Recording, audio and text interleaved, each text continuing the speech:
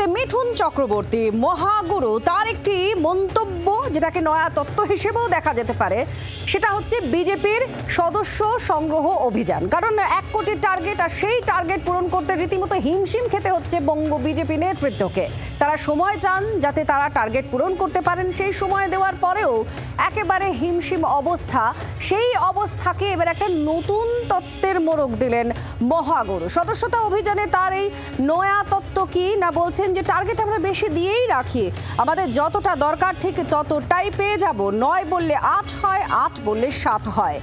আর আজ বেহালায় একটি অনুষ্ঠান ছিল সদস্য সংগ্রহ অভিযান, সেই অভিযানে এই মন্তব্য মিঠুন চক্রবর্তীর। বরুণ আমাদের প্রতিনিধি এই মুহূর্তে আমাদের সঙ্গে রয়েছেন। বরুণ, কি বললেন মহাগুরু যেটাকে নতুন তত্ত্ব বা নয়া তত্ত্ব বলা হচ্ছে?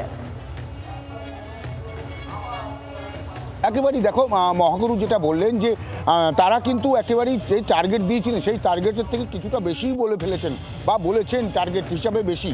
কারণ যে টার্গেট দেওয়া হয় মানুষকে, সেই টার্গেট কখনো যখন 8 বলা হয় সেটা 7 হয়, কখনো 9 বলা হলে সেটা 8 হয়, এমনটাই কিন্তু হয়। যেহেতু তারা জানেন যে যেটুকু দরকার সেই টার্গেট কিন্তু তারা পেয়ে যাবেন, এমনটাই কিন্তু তার মন্তব্য। দুদিন আগেই গতকালই তিনি কিন্তু মন্তব্য করেছিলেন যে যা টার্গেট আছে সেই টার্গেট পেয়ে যাবেন এবং সেই টার্গেট তাদের ফুলফিল হয়ে যাবে এবং সেই টার্গেটের দিকেই তারা এগোচ্ছেন।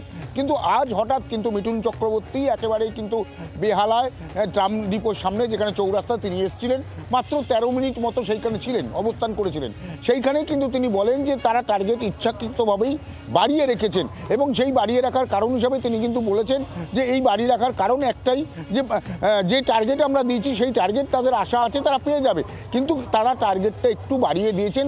কারণ এইখানে কিন্তু একটাই জিনিস, যে কখনো 8 বললে সেটা 7-এ গিয়ে দাঁড়ায় বা কখনো 9 বললে। মিঠুন চক্রবর্তী কি বলেছেন আপনাদের শোনাবো। বেহালায় সদস্য সংগ্রহ অভিযান, সেখানেই মহাগুরু মিঠুন চক্রবর্তী যান আর এক নতুন তত্ত্ব সামনে এনেছেন।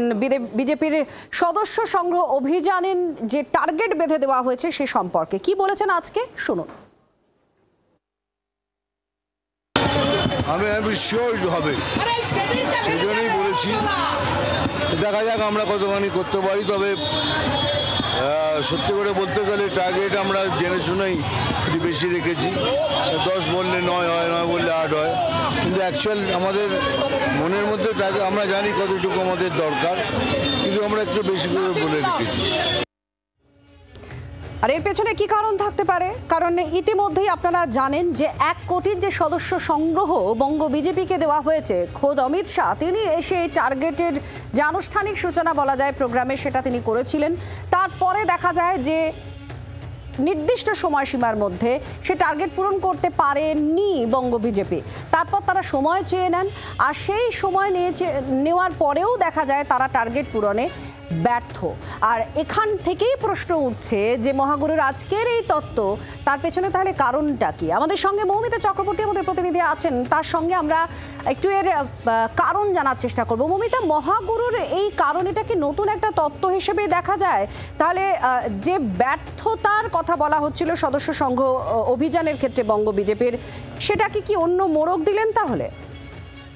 অবশ্যই তাই। গতকাল অবশ্যই তার মন্তব্য, সেই মন্তব্যে কিন্তু বিতর্ক জন্মেছিল, যেখানে তিনি সংগঠনের হাড়ির হাল দেখে ক্ষোভ উগড়ে দিয়েছিলেন এবং তিনি বলেছিলেন যে প্রধানমন্ত্রীকে তিনি কি জবাব দেবেন, তিনি কি উত্তর দেবেন। সদস্য সংগ্রহের ফিগার এক্সাক্ট কত সেটা কিন্তু প্রকাশ্যে বলার কথা নয়। ভালো খারাপ কোনো বিষয় মন্তব্য করতে চাইছেন না সদস্য অভিযানের মুখ তারা। শ্রমিক ভট্টাচার্যের বিষয়ে জিজ্ঞাসা করা হলে তিনি এড়িয়ে গিয়েছিলেন। সেখানে আজকে একটা নতুন যুক্তি, সেই যুক্তি কিন্তু মিঠুন চক্রবর্তীর সামনে থেকে এলো, যেখানে তিনি বলা হলেন যে টার্গেট বেশি করে রাখা হয়েছে এই কারণেই যাতে আসলে তারা চেয়েছেন সেই লক্ষ্যমাত্রায় তারা পৌঁছাতে পারেন। কিন্তু এখানেই প্রশ্ন উঠছে যে এখনো পর্যন্ত গত বছর যে লক্ষ্য পূরণ যেটা হয়েছিল, যে সংখ্যা অর্থাৎ 87 লক্ষ, তার ধারে কাছেও পৌঁছতে পারেনি বঙ্গ বিজেপি। সেক্ষেত্রে এবারে টার্গেট কি আরো কম করে রাখা হয়েছে নাকি বেশি করে রাখা হয়েছে? আসল টার্গেট মিঠুন চক্রবর্তীর যুক্তি অনুযায়ী সেটাই হয়, কিন্তু অমিত শাহ তিনি অফিসিয়ালি টার্গেট বেঁধে দিয়েছেন সেটা 1 কোটি রয়েছে।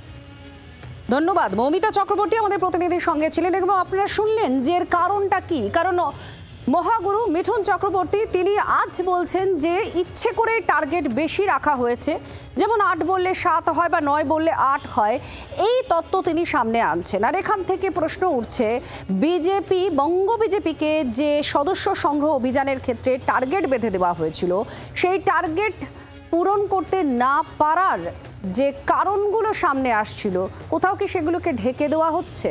মহাগুরু কি তাহলে নতুন কোনো তত্ত্ব দিচ্ছেন? মিঠুন চক্রবর্তী গতকাল একটি মন্তব্য করেছিলেন, জানিয়ে বিতর্কও তৈরি হয়। গতকালের কি মন্তব্য ছিল শুনুন এবার। আর একটু পুশ করলে আমরা টার্গেটে পৌঁছে যাবো। অনেকটা না, কিছুটা থাকবে। আমরা একটা এক্সপেকটেশন ধরেই ছিলাম, সেখানে অব্দি পৌঁছে গেছি, এটা পৌঁছে যাবো। আপনারা শুনলেন গতকাল মিঠুন চক্রবর্তী কি বলেছিলেন, যে যতটা টার্গেট বাধা হয়েছিল তত অবধি পৌঁছেই গিয়েছেন, একটু পুশের প্রয়োজন রয়েছে এমনটা তিনি বলছেন, অর্থাৎ বুস্ট আপের প্রয়োজন রয়েছে। কিন্তু আজকে তার যে মন্তব্য, সেই মন্তব্যে কি দাঁড়াচ্ছে না, টার্গেট তারা বেশি করেই বেঁধে রেখেছেন। তারা জানেন, তারা এটা মানেন যে 9 বললে 8 হয়, 8 বললে 7 হয়। তো ঠিক এখান থেকেই দুটো ফারাক তার মন্তব্যে, আর সেই ফারাক থেকেই কারণ খোঁজার চেষ্টা করা হচ্ছে। বিজেপিকে 1 কোটি সদস্য সংগ্রহ অভিযান, সেই অভিযানের টার্গেট বেঁধে দেন খোদ অমিত শাহ, কিন্তু সেটা পূরণ করতে পারেননি বঙ্গ বিজেপি নেতৃত্ব। আর সেখান থেকেই বারবার প্রশ্ন উঠেছে যে বিজেপি তাদের এই রাজ্যে যে ভিত তৈরি করে রেখেছিল 19-এর নির্বাচনের পর থেকে 21-এর নির্বাচনেও যে ঢেউ দেখা গিয়েছিল, আখেরে সেটা আছে কি? তাদের ভিত্তি আছে কি? মানুষের মধ্যে গ্রহণযোগ্যতা আছে কি? এই সমস্ত প্রশ্নগুলো উঠতে শুরু করেছিল। একের পর এক নির্বাচন, সদ্য হয়ে যাওয়া 6টি বিধানসভা কেন্দ্রের উপনির্বাচনেও ব্যর্থ হয়েছে বিজেপি। বাংলার আওয়াজ, বাঙালির আবেগ, জি 24 ঘন্টা।